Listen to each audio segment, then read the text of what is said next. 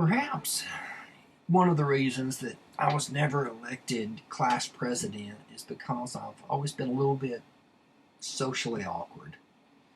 I mean, a few years ago, my text messages all of a sudden started making more sense once I discovered that LOL stood for laugh out loud instead of lots of love. I remember thinking that people were a little too friendly in these texts and emails. So one day I'm reading a text from my boss and I'm kind of, grinning, smiling at it, and then I get to the part that says LOL. And I'm thinking, well, that's a little inappropriate. But then he is my boss, so love you too. Send. But things are not all that bad for me. Things are actually pretty good.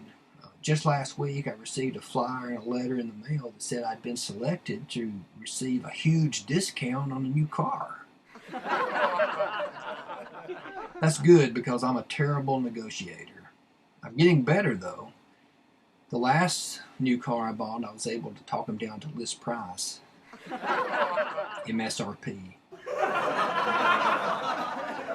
Buying a new car is the worst. A coworker friend of mine, he's got a friend that works in the automotive industry, and he takes him with him to go negotiate the price of a new car because he knows a lot about them, about what they should be worth and so forth. And I thought, well, that's not a bad idea. Of course, my best friend is a psychiatrist.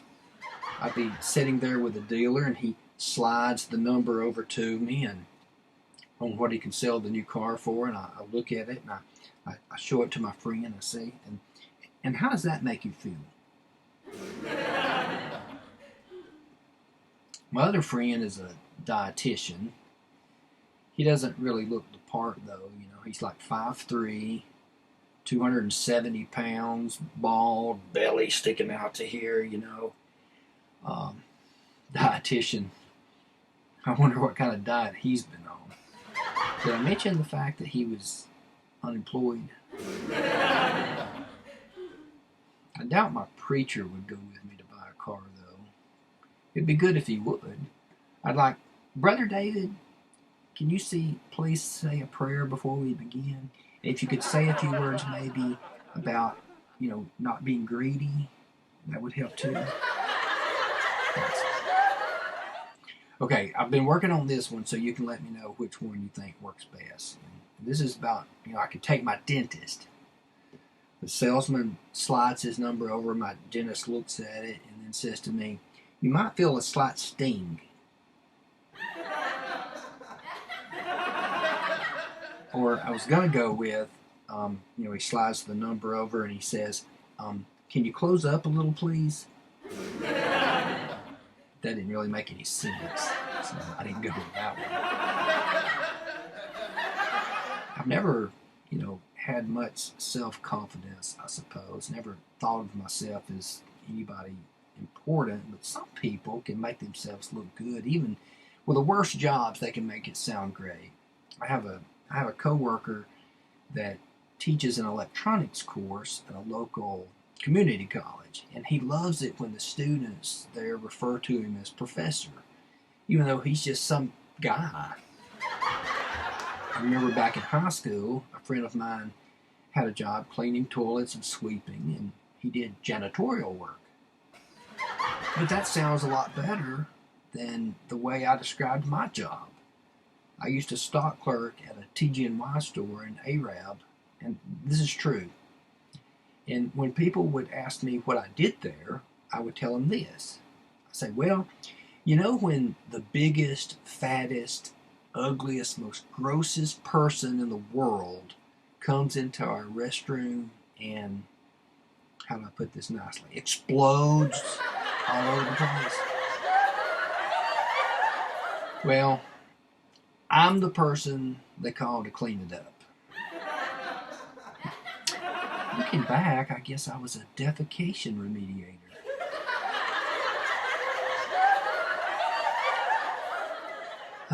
But last year I told you why did the chicken cross the road joke. So I'm trying to start that joke up again and trying to figure out a way to make it funny, you know. In an attempt to answer why did the chicken cross the road, I decided to say, well, what if I put myself into the chicken's shoes? Well, to start with, if the chicken is wearing shoes, there's something weird about that chicken to start with. If I were a chicken and I were crossing the road, there's probably a reason, but what would that reason be? So I started to think about what the reason was the chicken crossed the road. Why did the chicken cross the road? I'm thinking, maybe the chicken is running from something, and he's not very brave.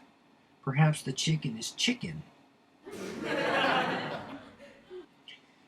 Maybe the chicken is just really, really stupid and just happened to wander haplessly across the road. So when he gets there, he's looking around, he's going, what am I doing here? So then even the chicken don't even know why he crossed the road.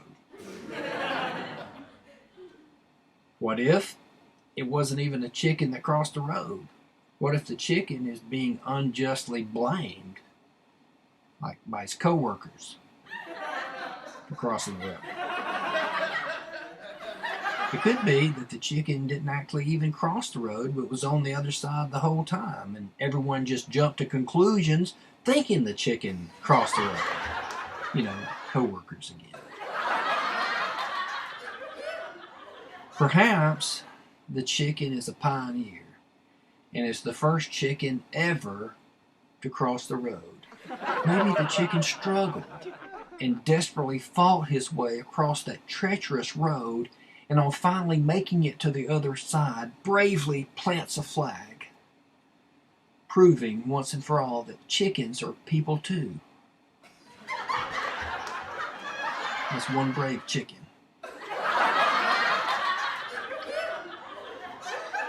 You're probably thinking, okay, enough with the chicken. Why don't you cut that chicken joke out of your act?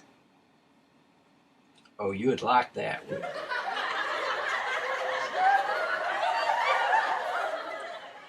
Well, as you can see, I'm getting fatter. I've tried almost nothing, but nothing hasn't worked, so I'm going to have to try something, because apparently something is better than nothing. I don't know how I got so fat. I mean, I've got a pretty good idea. Could have been from all the food I ate. Have you ever eaten so much that you felt like you should say grace again? It's like you say grace, then you eat like a big giant plate of food, and then you go back for more, and you think, I'm not sure those few words I said before were enough. And some of us have got more to be thankful for than others. So,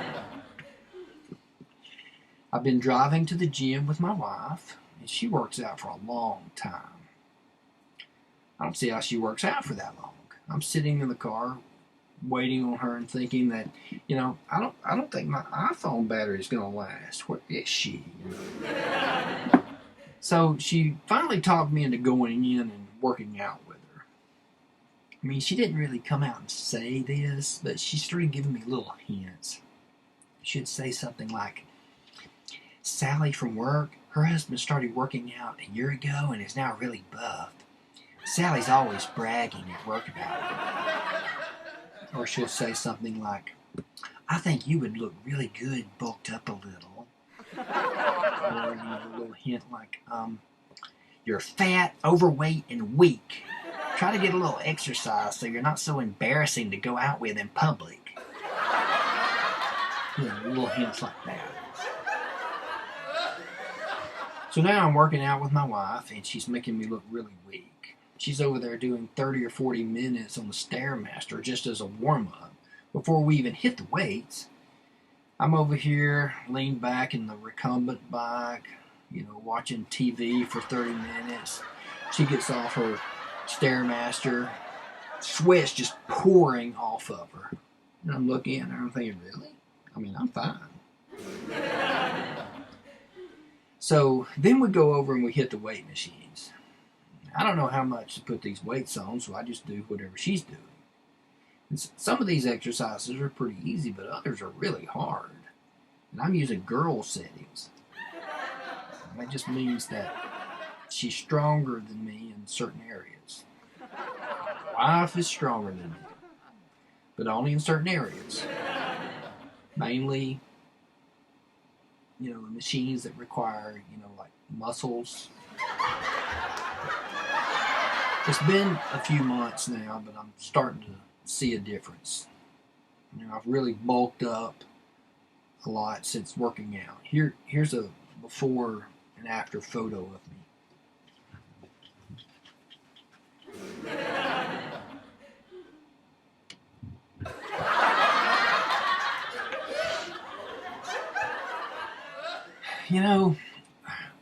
When we're young and in shape, we look like the after picture.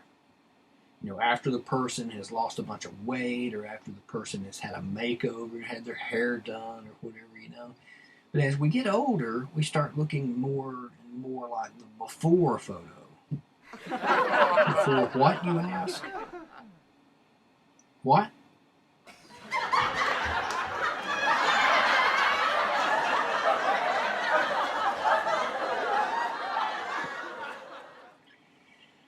But overall, I've got a good life. I've got a good wife. I've got a good family, 3 wonderful kids, got a good job, very blessed. I live a good life. But, it's always easier to complain than it is to give thanks. Like, instead of being thankful for the hair that I have left, it's easier to compare myself to Fabio. If you remember Fabio, he was that big muscular guy that you'd see on these romance novels, and he had, long hair, and he's real muscular, always had like a beautiful woman beside him on the cover of the book.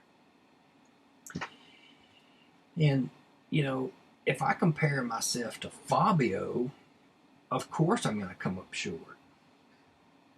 But if I compare myself to my unemployed, overweight dietitian friend, then I got it going on.